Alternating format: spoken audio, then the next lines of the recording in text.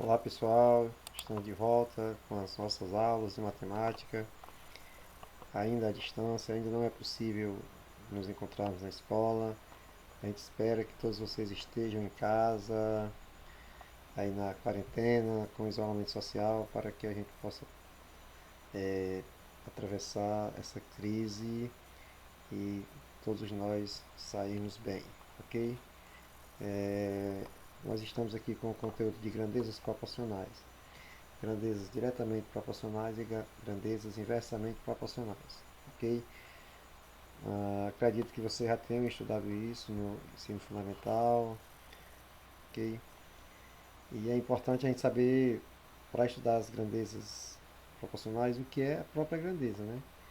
No caso, grandeza é tudo que pode ser contado ou medido, né? Bom, no caso aqui a gente tem alguns exemplos, né? Largura, peso, distância, velocidade, entre outros. Todas essas coisas são consideradas grandezas. Precisamos também saber o que é razão, que para a gente saber o que é proporção, a gente precisa saber o que é razão. Tá bom?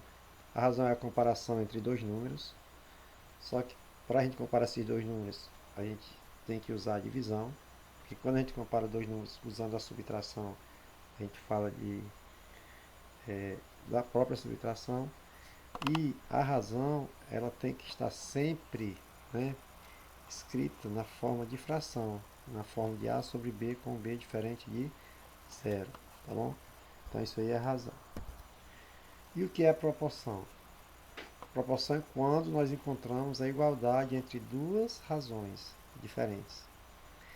Então a comparação entre essas duas razões, a igualdade entre duas razões diferentes, essas duas divisões das grandezas, é o que nós chamamos de proporção. Duas grandezas, elas são consideradas proporcionais se for possível construir duas relações que sejam equivalentes entre si, ok? Por exemplo, comparar o consumo de combustível de uma moto e a distância percorrida, ok? Então, quando existe essa relação é que a gente chama de proporção, relação entre duas razões, relação de igualdade. Essa proporcionalidade ela pode ser direta ou inversa. E aqui nós vamos explicar para vocês, a gente pede bastante atenção para explicar quando é que duas grandezas são diretamente proporcionais, tá bom? E quando é que elas são inversamente proporcionais. Muita atenção. Quando é que elas são diretamente proporcionais? Quando o aumento na medida da primeira gera um aumento na medida da segunda. Ou quando diminui a primeira e isso gera uma diminuição na medida da segunda. Então aumenta a primeira, aumenta a segunda. Diminui a primeira, diminui a segunda. Nesse caso nós temos grandezas diretamente proporcionais. Nós temos aqui tempo e distância. Em uma hora, percorri 80 quilômetros. Em 2 horas, 160 quilômetros. Percebe que aumentou o tempo de 1 para 2 e aumentou a distância de 80 para 160.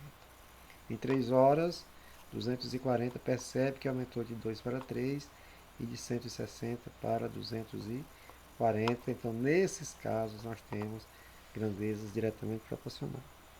E uma coisa importante de você perceber é que, nos casos das grandezas diretamente proporcionais, se nós multiplicarmos isso aqui, ó, cruzando, né, meios vezes os extremos, quanto é que nós vamos ter? 160 vezes 1, 160. 80 vezes 2, 160. Multiplique isso aqui e nós vamos ter valores iguais.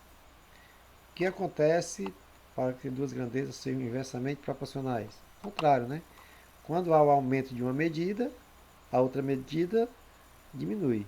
Se diminuir uma medida, a outra medida aumenta. Nesses casos, são grandezas inversamente proporcionais.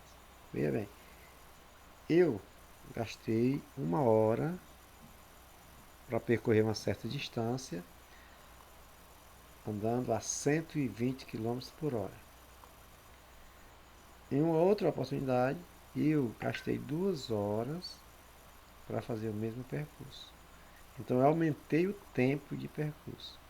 Mas por que isso aconteceu? Porque eu diminuí a velocidade. Percebe que aqui aumentou e que aqui diminuiu, certo? De 2 eu aumentei para 3, de 2 horas, em outra oportunidade, gastei 3 horas, por quê?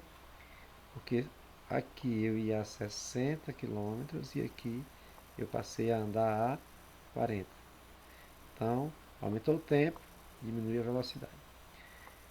Interessante que, nesse caso, vai ser igual a multiplicação aqui, ó, 120 vezes 1, 120, 2 vezes 60, 120, então nesse caso não multiplica cruzando, multiplica assim, ok?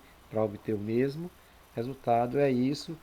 Assistam o vídeo uma, duas vezes, o tanto de vezes que precisar, para que vocês possam entender. E a gente volta já na sequência com a apresentação de alguns exemplos.